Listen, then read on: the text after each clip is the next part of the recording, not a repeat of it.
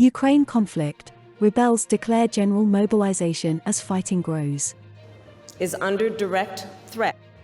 Not since the end of the Cold War has this forum convened under such dire circumstances.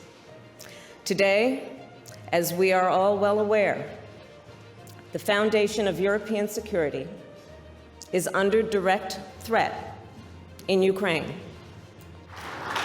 We have worked intensively with many of you in this room to ensure we are prepared to move forward with consequences. We have prepared together economic measures that will be swift, severe, and united. We will impose far-reaching financial sanctions and export controls. We will target Russia's financial institutions and key industries. And we will target those who are complicit and those who aid and abet this unprovoked invasion.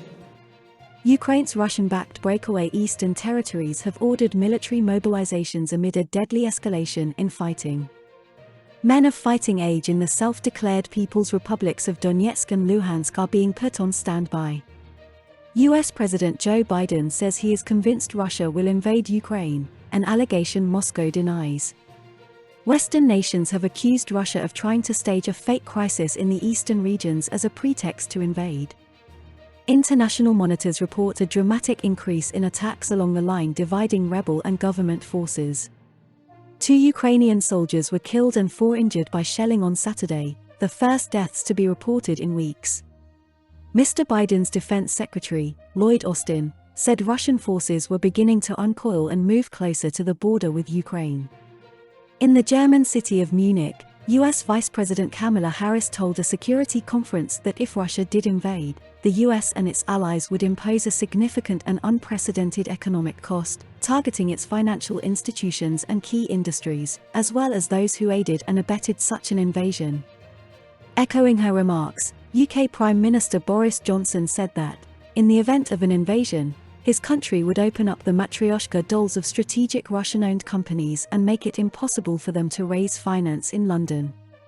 Mr. Johnson had talks in Munich with Ukrainian President Volodymyr Zelensky, who was visiting for the security conference against the advice of President Biden, who had said it might not be a wise choice for the Ukrainian leader to be out of his country at this time.